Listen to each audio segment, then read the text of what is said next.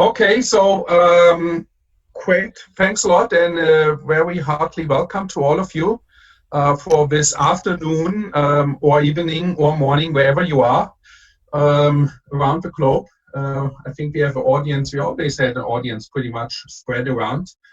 I'm happy today to introduce you to our distinguished speaker today, Piyush Khaitan from India.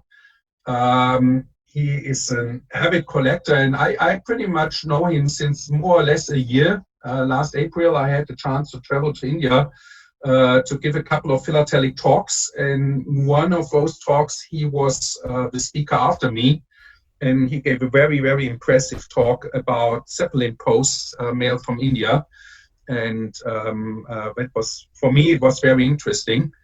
And since then, I have been digging more and more into Indian airmails, and it's really like India has its big share in pioneering airmail, and that's something which I found very interesting. Of course, it's a big subcontinent, a big country, so it's worthwhile to fly mail by air, I guess. And also, India has been and always will be, I guess, very much connected to the rest of the world. So airmail is always a thing about that. Mr. Khaitan has pretty much an interest in everything which flies: airmails, Zeppelin mail, catapult mail, rocket mail, balloon mail, and even pigeon mail, which is something which is rather had its time in India for a certain time. He also collects mail on crash and received a large Fermet for the Best Aero exhibit in Canberra this year. So this is something quite exciting. Congratulations on my side. And I was very happy when I was mailing out a request for proposal for talks that you suggested that we do a talk about with you as a speaker.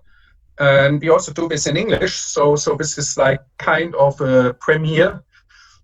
Having a talk on this channel in English and having a speaker in another continent. But I think this is an amazing thing that we can do. It's just a couple of clicks and it works. And so I want to leave a word to you. And I'm very curious. I'm going to shut down the microphones now. And if you have a question, please take a note of the question or send me a note in the chat. We will go through the talk, and in the end, we will have enough time to answer questions and discuss what we have heard. So thanks a lot, and it's up to you. Thank you, Eric, and good afternoon and good evening to everybody. Pleasure to be here with all of you and talk about Indian airmails.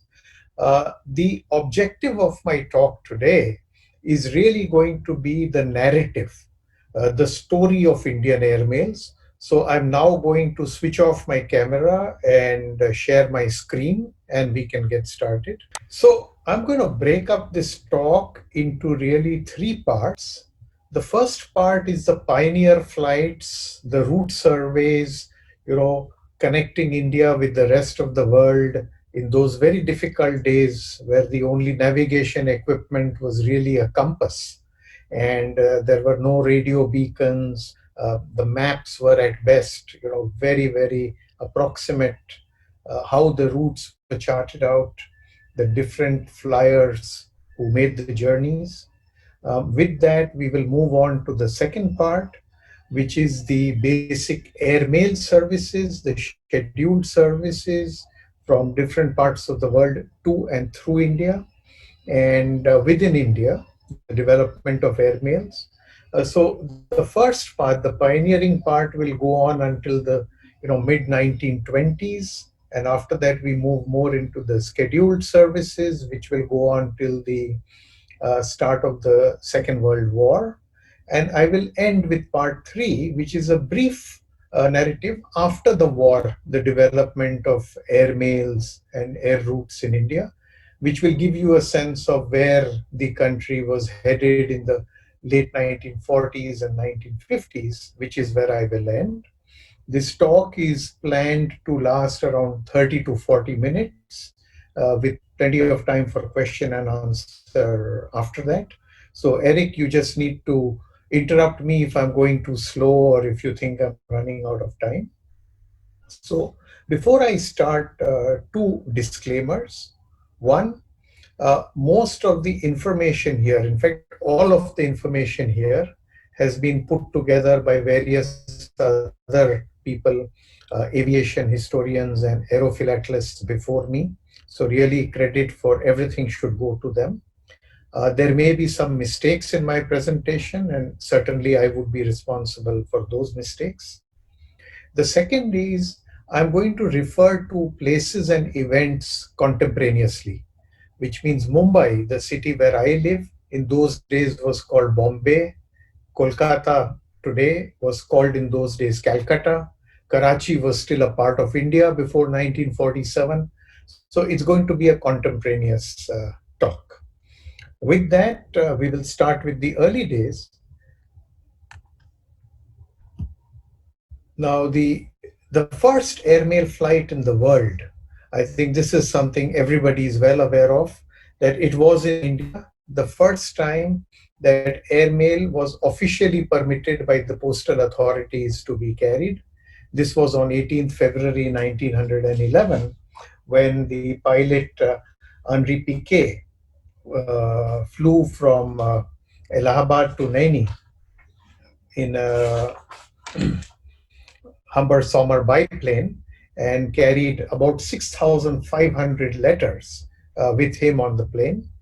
Special cachet, which you see on the top right, was provided by the postal authorities for mail, and there was a letter rate or a postcard rate for both. It was the same half ana postal rate for all mail carried on this flight.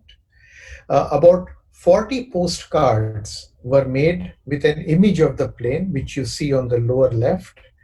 This is the aircraft, and you see the pilot, Henri Piquet, the French pilot, sitting there in the front. This card is actually, all of these 40 cards were signed by him.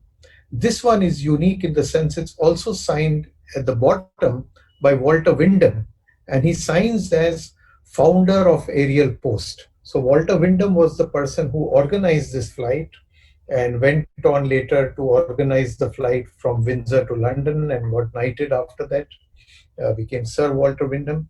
Um, I do not agree with this assessment of 40 cards. In my estimate, the number should be well over 100 because these keep popping up everywhere.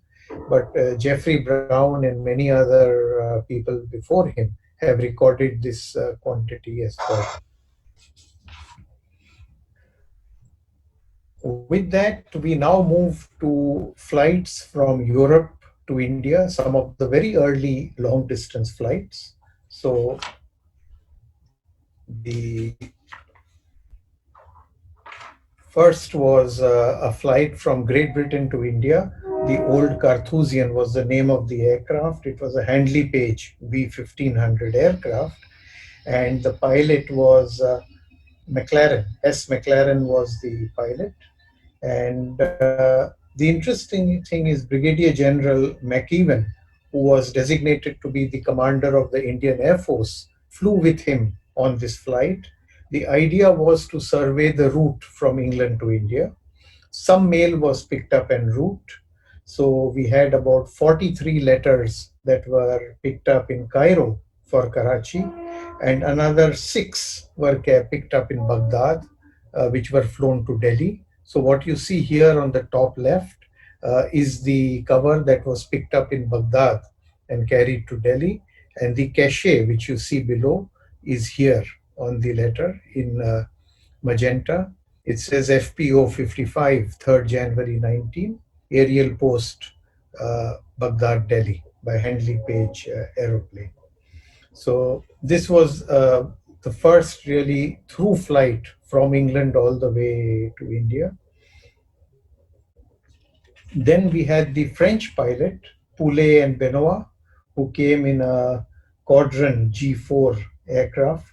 They left France on 14th October 1919, and the main motivation for this flight was very interesting. This was a flight they actually intended to take to all the way to Australia.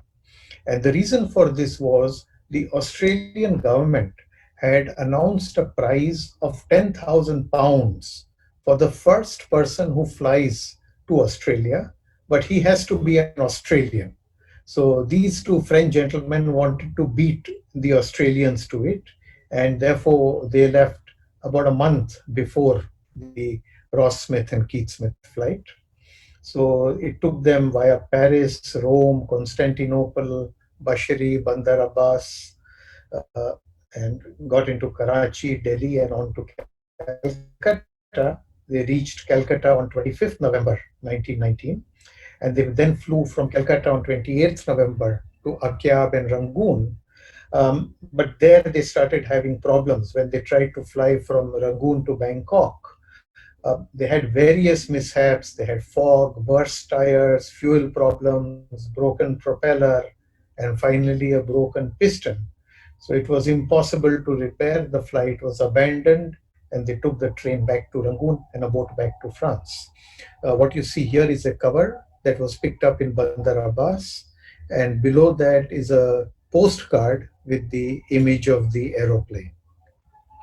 Then, of course, we come to the very celebrated Ross Smith and Keith Smith flight by the Vickers Vimy aeroplane.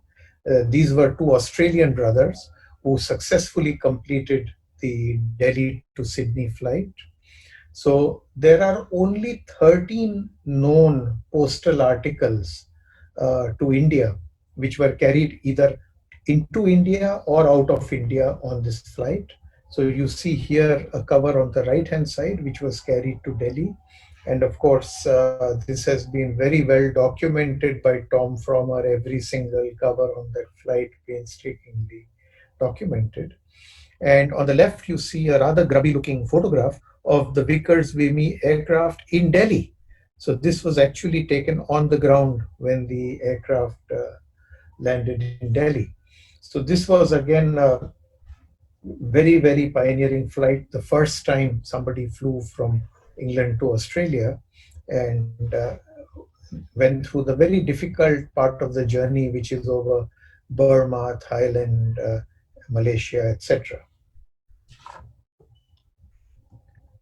Now we come to 1920, and the RAF by that time had got a pretty strong presence in India. They had surplus aircraft which they had built up at the end of World War II, World War One, and they decided to start a postal service linking Karachi to Bombay. So on 23rd January 1920, they flew the first flight from Karachi to Bombay via Rajkot. So it would fly from Karachi to Rajkot on the 23rd, halt overnight up there, and fly to Bombay on the 24th. Now, the letter rate at that time was half anna, and there was 8 anna was the air fee for carrying the letter. And what you see on the bottom left is a registered letter. So there was another 2 anna registration fee. So this letter is frank 10.5 anna.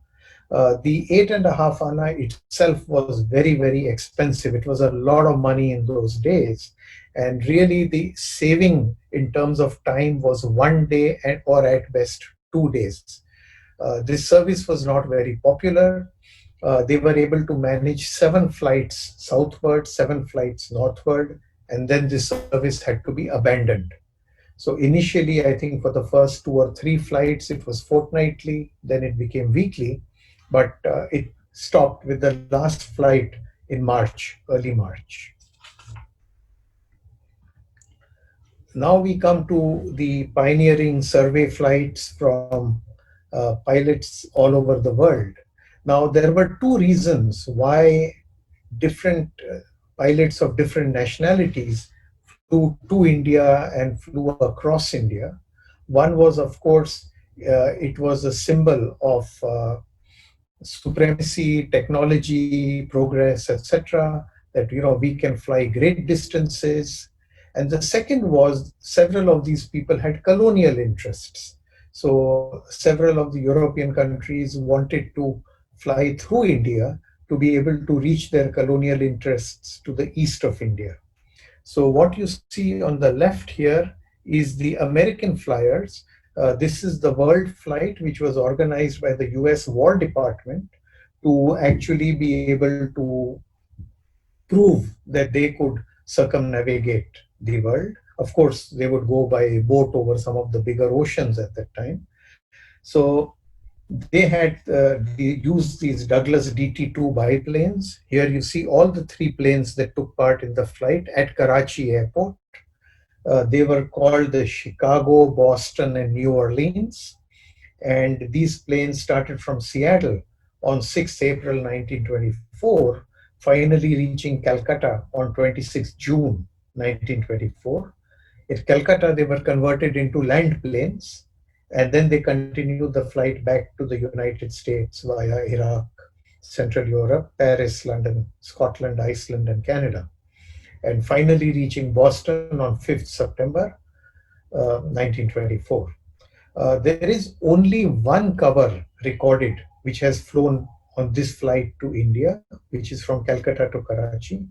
And that cover, I have yet to see an image of that. Then what you see here on the right is a cover, is male flown by the Italian pilot, Marchese da Pinedo. He was with the Royal Italian Air Force and flew actually from Italy all the way to Australia. Now, the interesting thing is here, you see only half a cover. So you can actually see Sydney, the last three alphabets, SYDNEY. So you can see the NEY of Sydney. And the reason for that is he was promised a fee of 20 Indian rupees for signing a bunch of covers. Apparently, he did not get the money. So he took a scissor and cut off half the cover, which had his signature on it. So what survives, all the covers that survive are those with just half the signature of the Italian pilot, Marchese da Pinedo. On the bottom left, you see the Danish Fokker plane, which flew again from Calcutta, and it flew all the way to Rangoon. So these were Fokker planes which left on Copenhagen on 16th March 1926. They completed their flight to Calcutta via Berlin, Constantinople, Baghdad. Of course, there were many intermediate stops. But in a total flying time of just 56 hours and 5 minutes, they were able to reach Dum Dum Aerodrome in Calcutta on 29th March. After that, again, a little bit of tragedy. They went on to Rangoon. From Rangoon, they went to Ninghai in China. Unfortunately, the Chinese relieved them of all their belongings and the aeroplane, and they had to sort of, find their way back home. Then we have the Spanish flyer, which is Lorija and Galarza. They were wanting to fly from Spain to Manila, where Spain had colonial interests in Manila. So again, they had to fly through Bombay, through India. And you see here a cover. They picked up some mail in Calcutta and carried it to Rangoon. About 51 covers are known to be carried by them on this stage of the flight. Now we come to the English, for whom it was very important for them to be able to link the empire by air. So initially it was the flights to Cairo, extending it to India, from Cairo southward to South Africa, at some stage to Australia, and finally across the Atlantic to Canada. So the route surveys were entrusted to Alan Cobham, later Sir Alan Cobham. He did two survey flights. The first survey flight was to India in a DH-9 Moth plane. And the second one was through India all the way to Australia. So we see here a cover carried by him on the return flight, the first flight in 1925 from Calcutta to London. And here we see Alan Cobham in his seaplane. This was a Moth which they converted into a seaplane, landing on the Hooghly River in Calcutta. The RAF had already started the desert service in 1921, carrying mail from Cairo to Basra. This was taken over by Imperial Airways in 1927. The idea for them was to, of course, take the mail all the way to Karachi, but they did not get permission with the Persian government, and therefore they had to terminate the flight in Basra. and carry the mail from Basra to Karachi by boat. So this flight was started on the first flight from Karachi to Cairo was on 15th of January 1927. The letter rate, surface letter rate was 2 annas, and there was a 3 anna air fee. So you see here a letter carried on the first flight, totally franked 5 annas. And from Cairo, of course, it would go up and then go across the Mediterranean to France, and then the overland route from France to England. So that was the way they were able to save almost 3 or 4 days in the mailing time because of the Cairo Basra service. To further expand to the east, the English gave the contract to Neville Vincent, who had this business called the Air Survey Company, who surveyed the routes from Calcutta all the way to Penang, which was in the Strait settlements at that time. And in April 1927, he carried about 16 letters with him on the flight, what you see here, and then posted them in Rangoon, where, of course, they were marked postage due. Um, we also have, the French and the Dutch pilots who wanted to again create routes between France and French Indochina and between the Netherlands and the Dutch East Indies. So these were the flights. So these were actually air mail flights. So the French and the Dutch were actually way ahead of the British where it came to developing air routes to the east and to their dominions and colonies in the east. So here we have on the left, we have the first flight, commercial flight of KLM carrying mail to the east. This was by Geisendorfer and Scholt were the two pilots, and they carried the mail from Calcutta, from all the way from Amsterdam to Calcutta on to Rangoon and then to Batavia, which was the capital of the Dutch East Indies. So Calcutta, Rangoon, about 48 letters were carried, which here you see an example of one of those. And the French mail was carried by this pilot Leon Charlet, who left on October 1927, 11th October, and the aircraft was called Roger Latapy. So that aircraft he carried mail, and here we have mail on the return flight from Calcutta to Karachi on the flight back to France. Now, we had a lot of interest from German pilots wanting to fly to the east. So on the left, you have mail carried by Captain Otto Koenig, who flew from Cologne to Tokyo in a Casper biplane.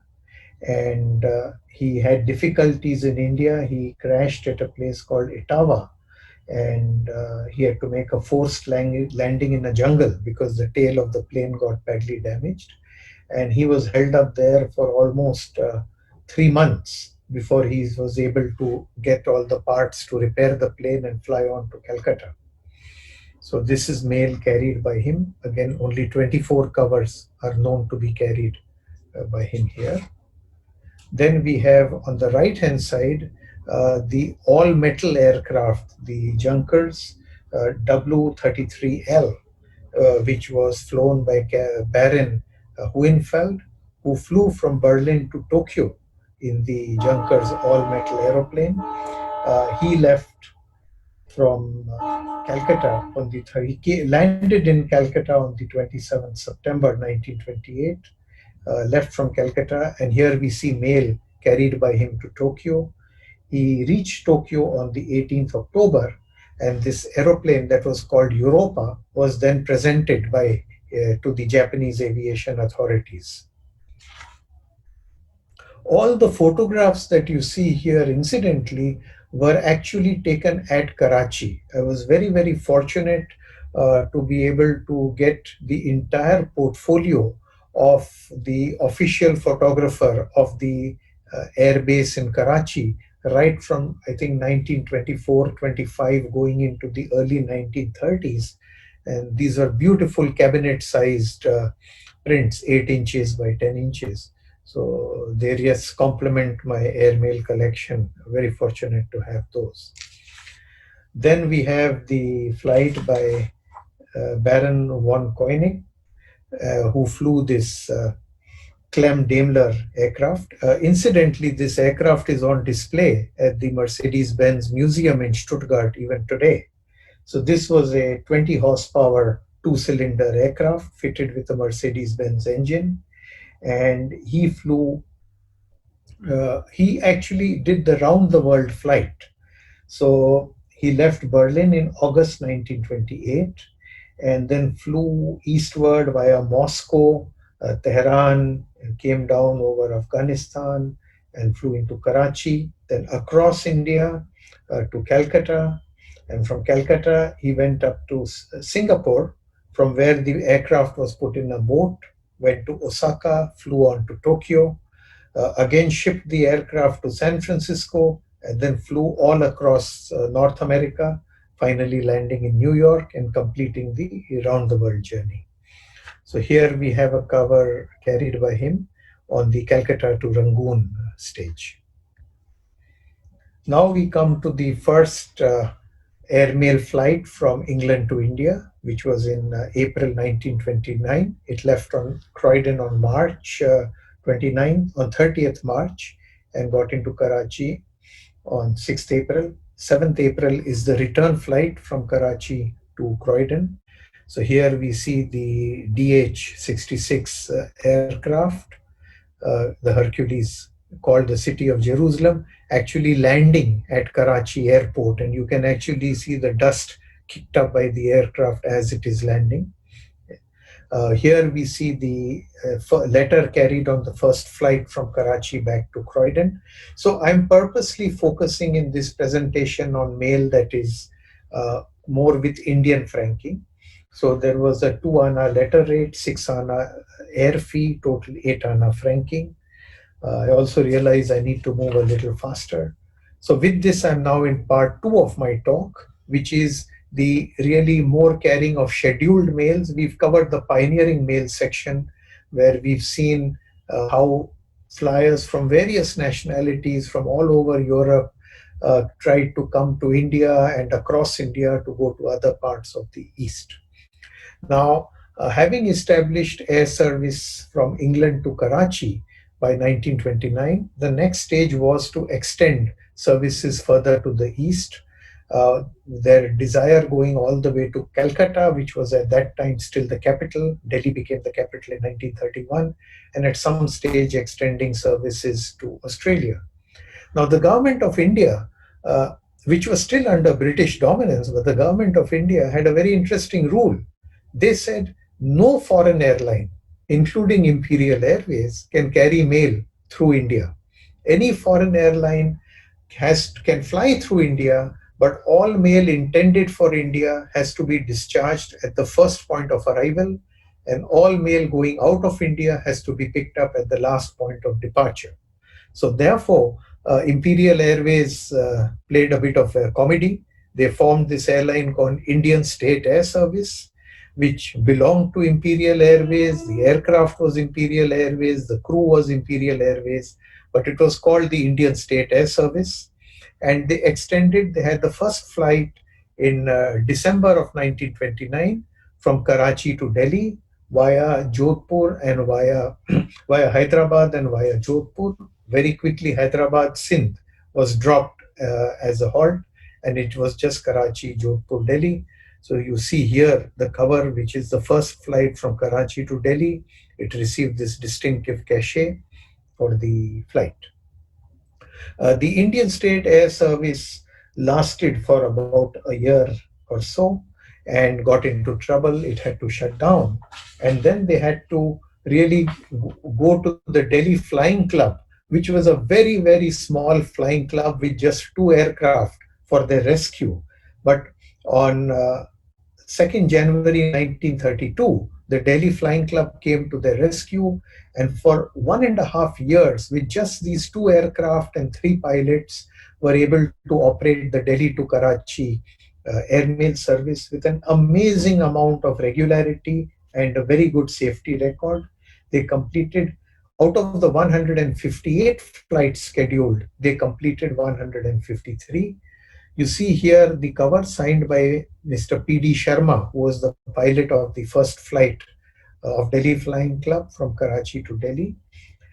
P.D. Sharma and his brother were both pilots. His brother was B.D. Sharma, was a pilot for the Indian National Airways.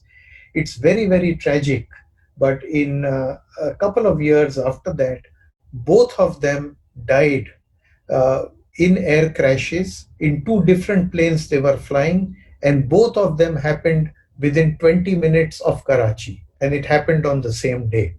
So this is just a very, very tragic story of the two Sharma brothers. With this, we move to mail by Air Orient and KLM. Now, the British and the Indian government did not permit Air Orient and KLM to deliver mail to India or to pick up mail from India, even though they were permitted right from 1927 for the Dutch and 1928 for the French to carry mail through India to Indochina and to Dutch East Indies. But by 1932, the British realized that extending the air service to Australia is now going to become a possibility. And in order to do that, we will need cooperation of the French and the Dutch in the French Indochina and the Dutch East Indies. So therefore, they started permitting in 1932 October, Air Orient and KLM, that if you are carrying mail intended for India, you can discharge it at Karachi. And if you are carrying mail eastward from India to further east, you can pick it up at Calcutta. So then the first airmail services of Air Orient and KLM started at that time. Then we come to the route extension from Delhi all the way to Calcutta. Um, by that time there was another airline formed, which was Indian Transcontinental Airways. Now this was in effect a partially Indian owned enterprise, even though Imperial Airways was doing alternating flights and had considerable control over the airline. In July 1933, the flight was extended from Delhi to Calcutta via Kanpur, Allahabad, and Asansol. And we see here on the top right letter which was carried on the first flight. We see the map here: Karachi, Jodhpur, Delhi, and now the extension Delhi, Kanpur, Allahabad, Asansol, Calcutta. Here is a cover which was carried on the return flight.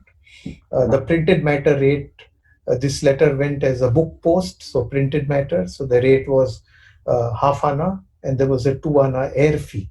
And you see here the 2 anna air fee stamp affixed on it. Later in October the same year, they were able to extend the service all the way to Rangoon from Calcutta. So you see here a letter which is sent from London all the way to Rangoon, and again with the Imperial Airways commemorative cover. And you see Rangoon here with the dotted line extending from Calcutta to Rangoon. In December the same year, they were able to extend the service to Singapore from Rangoon, and that kind of marked the extent of the Indian Transcontinental Airways role. So the mail to Singapore was carried from Croydon up to Karachi by Imperial Airways, Karachi to Singapore by Indian Transcontinental Airways, and in 1934, ANA picked up the mail from Singapore and took it all the way to Brisbane. So this was the way the Empire route was extended all the way from England to Australia. The other very remarkable event that happened in 1932 was the license given to Tata. Tata was a business group in India, headquartered in Bombay, and they were given the license for the southward extension. So far mail was coming from Karachi going east, and it was covering Delhi, Calcutta, and places to the east. But what about Bombay? Bombay was the financial capital of the country already by that time. What about Madras, which was the other major presidency? So Tata got the license to collect the mail from the Imperial Airways incoming flight in Karachi and fly the mail via Ahmedabad, Bombay, Bellary to Madras. So 15th October 1932 was the flight. There was no government support given to them. It was an entirely commercial venture. And you see here the special postal cachet that was created, the special cover that was created. The cover has an interesting story. This was designed by Stephen Smith and approved by Tata. You see here the map of India, the Union Jack, and then you see the red and blue color. Now, about 11 days after this was introduced, there was a lot of protest because by 1932 already the struggle for Indian independence had started. It was considered unpatriotic, so the sale was stopped. The Union Jack was removed, the colors were changed to blue and yellow, and then what we call the Type 2 cover was then put on sale. So we have the Type 1 cover with the Union Jack, the Type 2 cover without the Union Jack. More importantly, please see the signature of Mr. J.R.D. Tata, the pilot of this flight, the founder of Tata Airlines, and later the chairman of Tata Sons and the founder of Air India. He has personally autographed these covers. It is said that only 3 such covers are known to exist. So again, very, very fortunate to have these two with me. Neville Vincent, we talked about Neville doing the survey flight to Penang in 1927. Neville Vincent was the other pilot who took over from Tata in Bombay and continued the flight on to Madras. Here we see the aircraft landing in Madras airport and a letter carried by him on the same flight, which is again autographed by him and dated. Um, Now in Bombay, we have the monsoons, which is from right now, from June, July, which continues till September. And the airport and also the headquarters of Tata Airline was at Juhu Island in Bombay, which for 4 months in the year would come underwater because of the tide and because of the rains.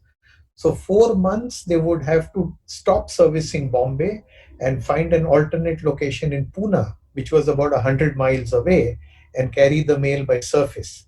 So we see here a cover on the monsoon flight from Pune to Madras. The first monsoon was in May 1933, carried by them. In January 1935, they replaced Bellary with Hyderabad because of a subsidy of 20,000 rupees per year given to Tata by the Nizam of Hyderabad, who was the prince, the king of Hyderabad, and who was at that time considered to be the wealthiest person in the world. By that time, by 1930s, now other airlines had started. Indian National Airways was founded by Grant Govan. Govan brothers were the managing agents and the ticketing agents for Imperial Airways in India. They had a long history and connection with Indian aviation. And Indian National Airways, along with Tata, went on to be the two really airlines with large networks and successful airlines. So it started with the service with the Calcutta Rangoon and Calcutta Dhaka in December 1933. You see here a letter carried on the first flight from Calcutta Rangoon to Calcutta. And in 1934, they connected Karachi to Lahore. Another short-lived service, again, this lasted only 2-3 months, was a company called Madras Air Taxi Service, which ran a service in February and March of 1934 from Madras to Calcutta, stopping at Gannavaram, Vijayawada, and Puri. Tata went on to become a very successful airline. They did a major route expansion. You see here the survey flight in 1934 east-west connecting Bombay to Calcutta via Tata Nagar, which is where India's first steel plant was set up. And the township was named in memory of the founder of the Tata Group. So it's called Tata Nagar. What you see here is the southward connection, Bombay to Trivandrum, mail carried by them on that flight. They connected Bombay to Delhi in 1937, and finally in 1946 started the scheduled mail service Bombay to Calcutta. The other interesting development before the war was the Empire Airmail Scheme, which really made airmail affordable for all throughout the British Empire. So India was covered in phase 2, which was in February of 1938. So the 1.5 pence was the air fee for all mail to be carried between England to India, and from India now to any of the phase one and phase two countries. The air surcharge was removed, and the 2.5 anna imperial rate was enough to send the letter. And here we see mail carried.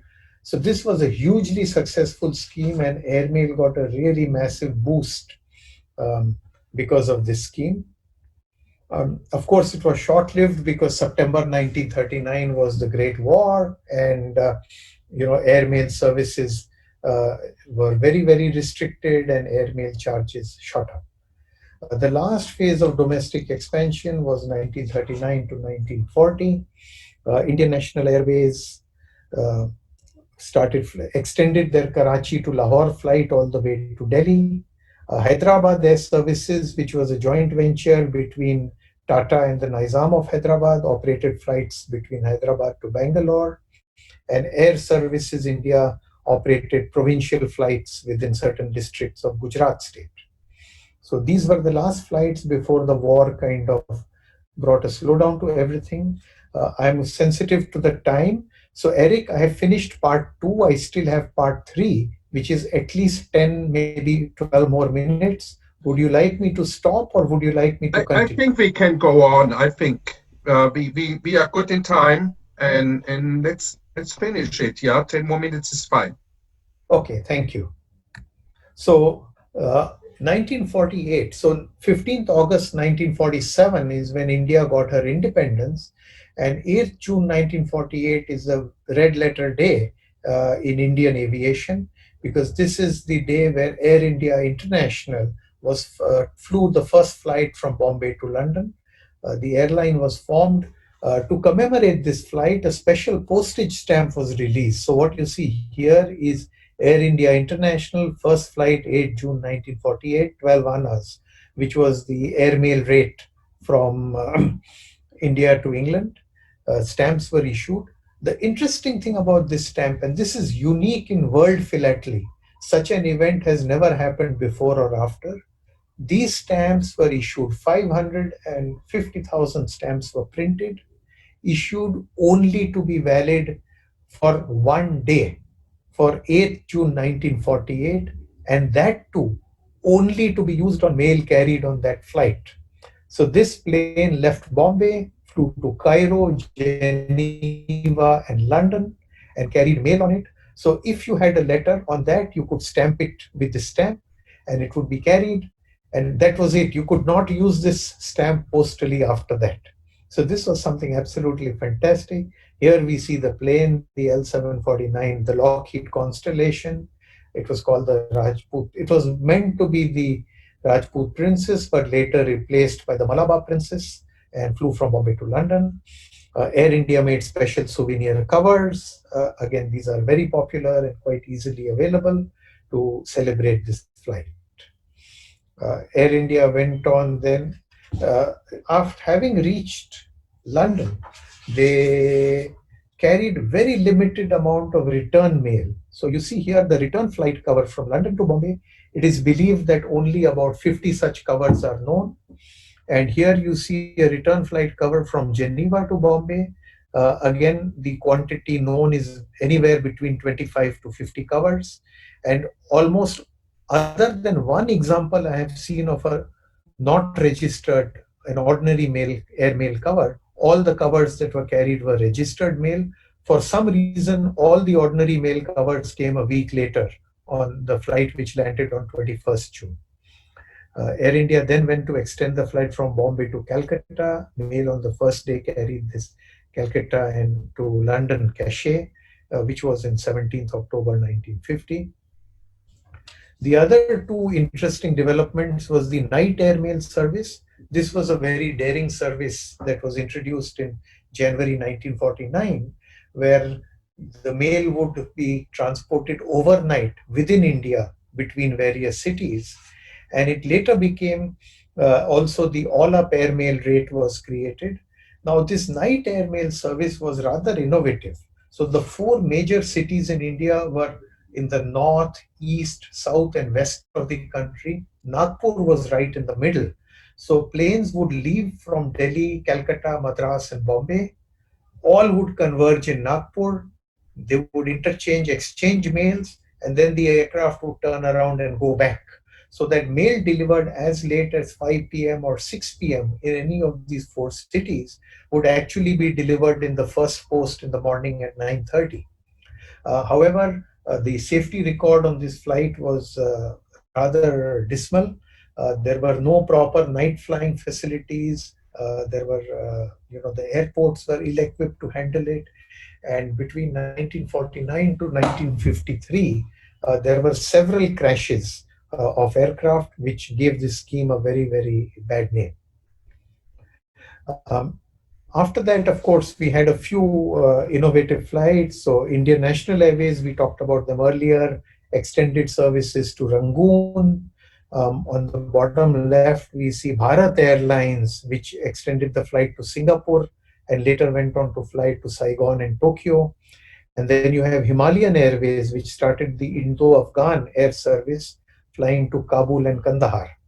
So these were just as the nation became sort of independent and more influential in the region, one way of extending the influence was also to extend airlines, air services, and airmail services to those countries.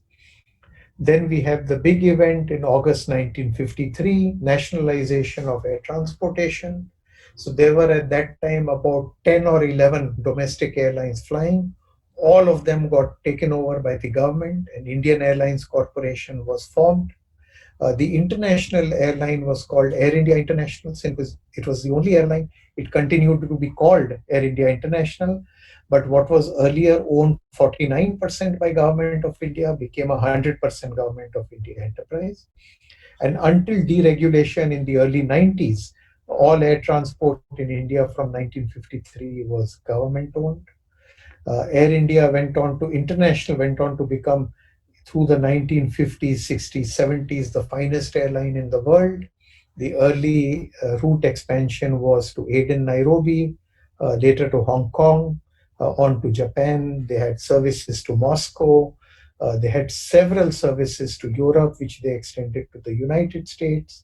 And then they had the Africa route. Here we see what Kai Tak Airport in Hong Kong looked like in the early 1950s. And then they extended also the services from Madras to Singapore, Jakarta, and on to Australia. You see the mail here in October 1956 to Australia. And the crowning glory for them was when they got the Boeing 707 aircraft. In March 1960, they started flying Bombay-London on 707, extending it across the Atlantic in April 1960 to New York. We see the Air India 707 at Idlewild Airport in New York. And here we see a postcard carried on the flight signed by the entire crew. So I have the last slide of my presentation here. J.R.D. Tata, who flew this first flight in 1932, went on to become chairman of Air India and chairman of the Tata Group, reenacted his flight on the third anniversary in 1962 on 15th October, flying the same aircraft from Karachi to Ahmedabad to Bombay. This is mail carried on that flight. And one more time in 1982, when he was 78 years of age, and you see him here at the age of 78 flying the same aircraft again from Karachi to Ahmedabad to Bombay. He is regarded as the father of Indian civil aviation, the grand old man of civil aviation. He was awarded the Bharat Ratna, which is India's highest civilian honor, and very affectionately regarded by all air mail enthusiasts in the country. So with this, I will come to the end of my talk. Thank you for hearing me out. I'll stop sharing my screen so you can see me. I'll be happy to answer questions. So first, let's say a quick thank you for this interesting talk, really amazing talk. It's like a new universe for me, I have to admit. And yeah, I think we could start with questions. So I have a couple of questions entered, but as everybody is still around who has been writing me his questions, I ask you to post them by yourself. So who wants to start? I think I've already answered mine. The extension to Delhi, I think, was in December 1929, if I see that correctly. Yes, that is That's correct. Okay, yes. Thank you. Yeah. Okay, great. Thanks a lot. So Lars, you had another question? Yes, because I know that in Germany you don't have inland airmail services. I just wondered perhaps if there is airmail services in India today. Yes, all mail within India travels by air. In fact, now India Post has dedicated freighter aircraft on most of the major routes. So, of course, very few people write letters. So most of it is, parcels, the online shopping and things like that. But there is a fair amount of domestic airmail going on. And we also have the very popular Speed Post service, which is managed by India Post, which is costs about 1/3 of the typical courier companies. So that again, and promises overnight delivery. So that again is a very popular service in the country. Okay, thanks a lot. One question on my side is like, as far as I can remember, India issued its first airmail stamps in 1929, and you have shown quite a number of covers with those stamps. It's like, was there a regular airmail service in 1929 already, or as a postal customer, how did it work? Like you showed that there have been like certain flights, but only in a limited periodicity or timeline. Right. So the first set of airmail postage stamps were issued on 4th November 1929. They were of 5 values. So it was 3 anna, 4 anna, 6 anna, 8 anna, and 12 anna. These were the 5 values, and these were basically meant for overseas postage. So the Karachi to London flight had started. So 3 anna was, for example, the airmail fee for Iraq. So mail to get off there. 4 anna was for Egypt. 6 anna was for England. 8 anna was for other European countries. And 12 anna was for registered and heavier letters. So these stamps were issued on 4th November. Then the domestic airline flight, which was to start late December, had a 2 anna airmail fee. So the sixth stamp in this series was issued 2 weeks later in November, which was the 2 anna value. Okay, because that would have been my next question. Why the 2 anna came later? Okay, this was because this was for domestic use and was issued later. That is correct. Okay. I have a question concerning crash mail. Is there also crash mail from India, and do you collect it? I do collect it, and there is huge crash mail from India, huge. So my definition of crash mail, of course, is 3 categories: mail with Indian franking that could crash anywhere in the world. I would consider that. Mail addressed to India, which could have originated from anywhere in the world and crashed anywhere else, and mail that crashed within India. There were several crashes within India right from the 1920s. In fact, the first crash mail that I have is 1918. So right from there all the way into commercial flights. So I actually have a website, indianairmails.com. And in indianairmails.com, I have listed some crash mail covers, which are the Air India and the Indian Airlines crash covers. I have yet to list the rest of them. So one thing, if looking at your presentation today, in the beginning, it was mainly foreign pilots. When did like domestic pilots started to take over or got a certain dominance? Okay, so Indians started flying very early. So there were 2 reasons for that. One was World War One. Several Indians enrolled in the Royal Air Force and became fighter pilots and flew for the Royal Air Force. And several went on to win, various awards and decorations for what they achieved. The second was flying was considered to be a great sport. And India had all these kings and princes and maharajas. So several of them were buying their own aircraft and learning flying and training their ministers to fly. So there were several Indian pilots around 1915 to 1918 or so. Flying became quite a popular sport in the country. Going on from there to flying commercially, there were some very popular early commercial pilots. So of course J.R.D. Tata is the person who got the first pilot license that was issued in India. But you have other pilots. I talked about the Sharma brothers. You have Aspi engineer who competed in the London to India air race. Several Indian pilots were in the early 1920s beginning to fly all over the world. So if you look back at that, the whole time of World War One was like a big boost for aviation also in India. Yes, for the pilots there was, and I think even what happened after the war was there was a lot of surplus aircrafts that found their way to India. So that again gave a boost to flying in the country. Yeah. Okay.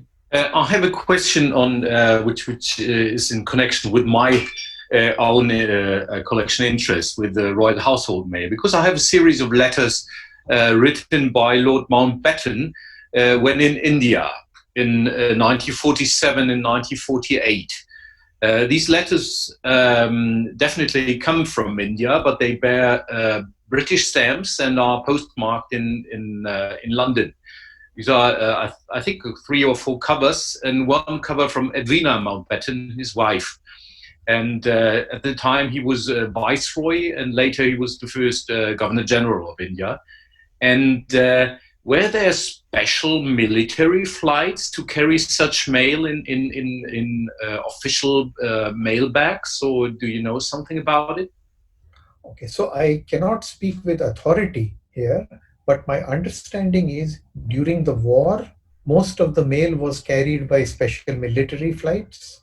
But after the war, BOAC resumed services, so diplomatic bags were sent, sealed bags were sent from New Delhi, which was by then the capital, or Simla, which was the summer capital. But of course, the mail would come to Delhi or go to Karachi.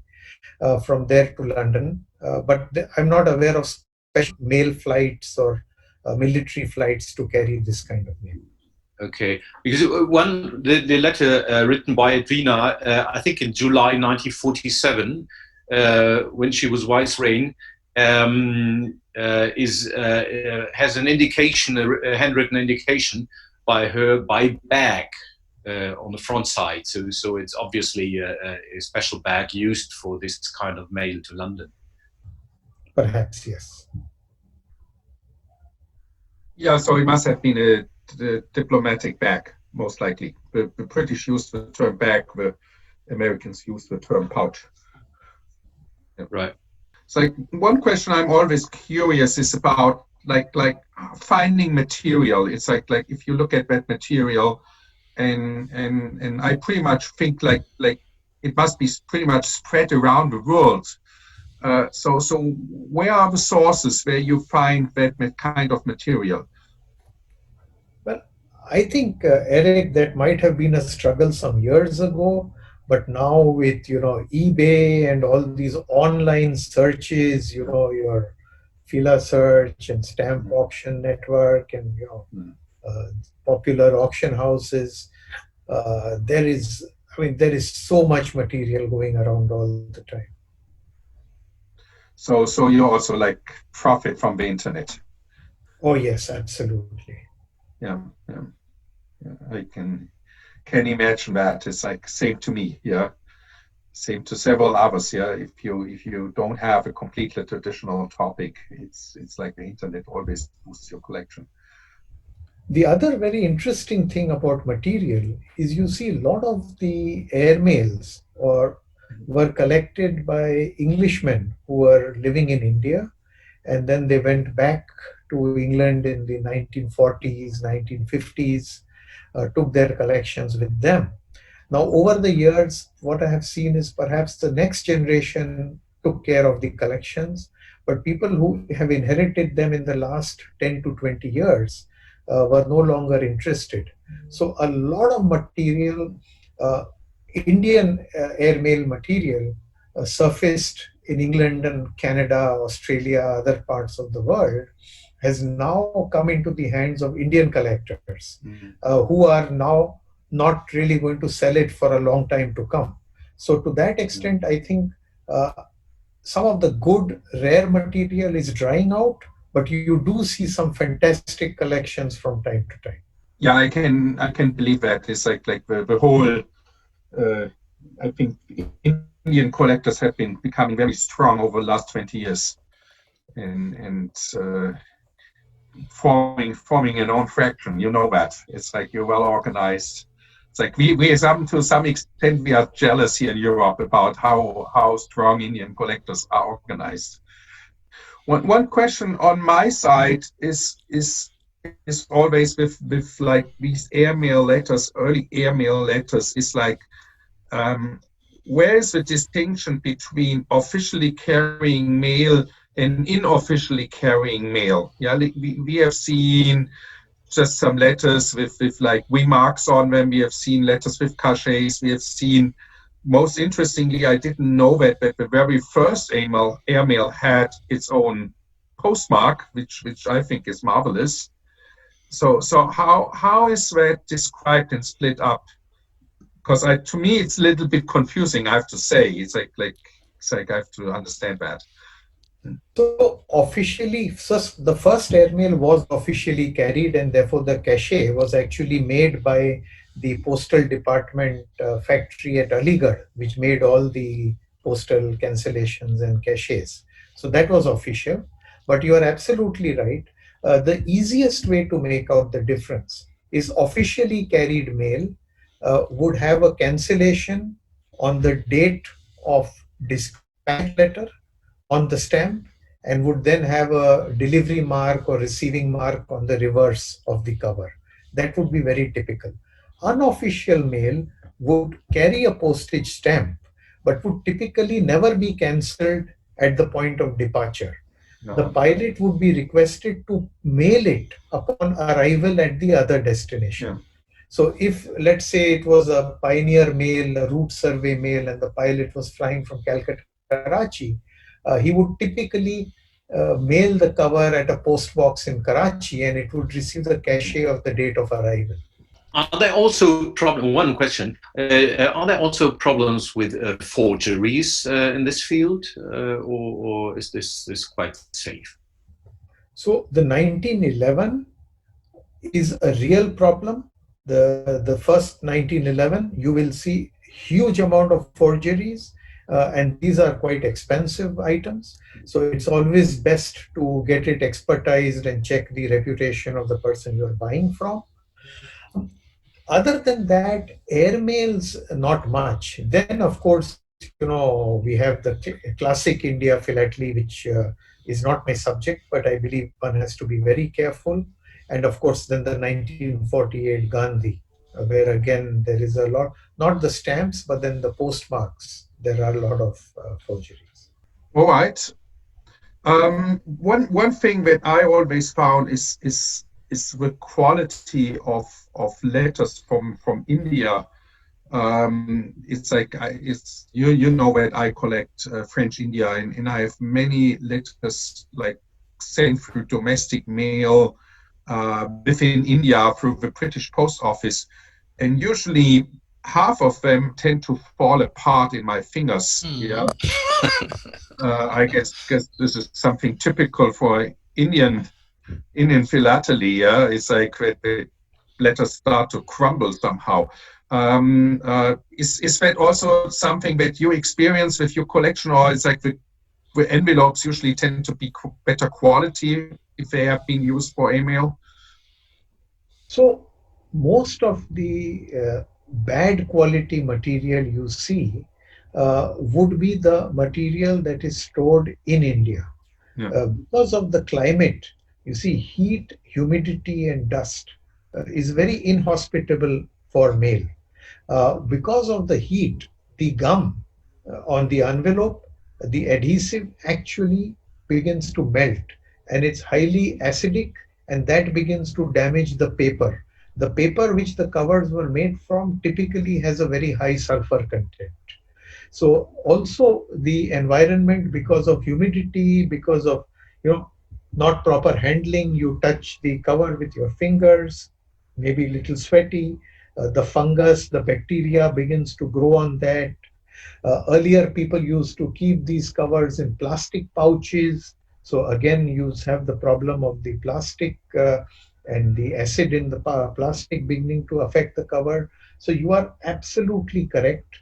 I think the better quality Indian airmail material would be one that you buy from collectors in Europe, where the handling and the environmental conditions are better. So if you store your collection at home, you have to take care about the climate, because we usually don't take care about that in Europe. No, absolutely. So first of all, I have to pack each cover in an acid-free pouch, so that there is no contact between the cover and the paper sheet on which it is mounted or the album. And then you have to keep it in a, the usual temperature and humidity requirements. So yes, it's a little expensive, but there's no other way to do it. Okay. Okay, so thanks a lot. Maybe, yeah, just some feedback, comments would be nice. Maybe I start. For me, it was most interesting. It's really exciting. And I actually didn't know that the very first airmail flight was in India. And it's like that they use such a beautiful postmark. It's quite amazing. And I think it's really shows that you have a huge country. And that there has been a long history until everything got established. I also found it fascinating. I knew that Tata was founder of Air India, but I was not so much aware of that. I myself have to deal with Tata, because they are nowadays in everything, I think, yeah. Not only in steel and cars and whatsoever, but also in IT. So it's kind of a fascinating story of a huge industrial conglomerate in India. So for me, it was very interesting. I learned a lot, and so thanks for you joining us today and coming to Europe virtually for this talk. So maybe, I don't know, anybody else to comment? Yeah, well, let me briefly. I thought it was a fascinating talk. Thank you very much. I'm not really interested myself in stuff coming out of India unless it's got postage due on in England, or things going from other countries to India, as I only collect British material. And I'm preparing an article for the Forschungsgemeinschaft of India for their Jubilee issue on airmail from England to India. So I was fascinated to see all the covers you were showing as well, from a slightly different perspective, of course. But it was very interesting. I've just sent a mail to the other guys. I was saying, why weren't you here watching this? It was, I know especially Christian Schweber is very much into Indian airmails. But anyway, that was very good. Thank you very much, and well worth watching.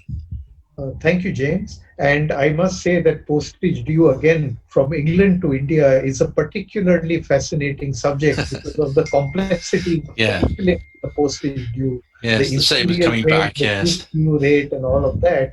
And that's an area where I also tend to focus a lot. And I would love to exchange notes sometime. Yes, great. Okay. Yes, same for me. That was a really amazing presentation, very interesting. And as I'm going to India next year for a longer time, so that's especially interesting, of course. And I consider to maybe start collecting Indian mail as well. So I also already have some letters in my Royal Household collection, as I told before, but this is so interesting and so fascinating, Indian philately and postal history. So I'll stay tuned. Well, Peter, if you're coming to India, do let us know in advance. We have various philatelic groups here, and we'd love to invite you to our meetings and maybe, hear what you have to say.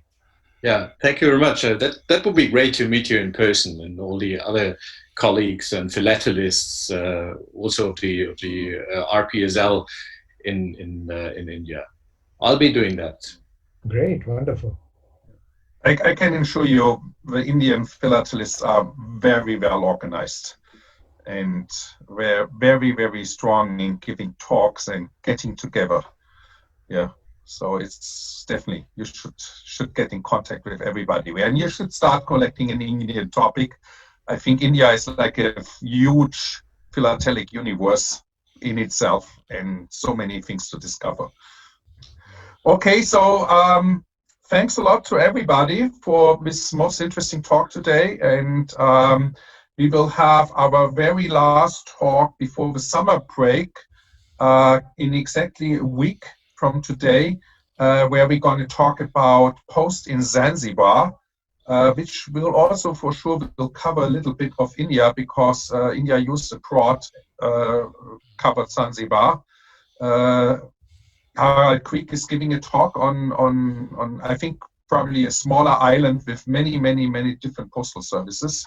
So that should be very interesting and should have a certain Indian connection. So I'm curious about that.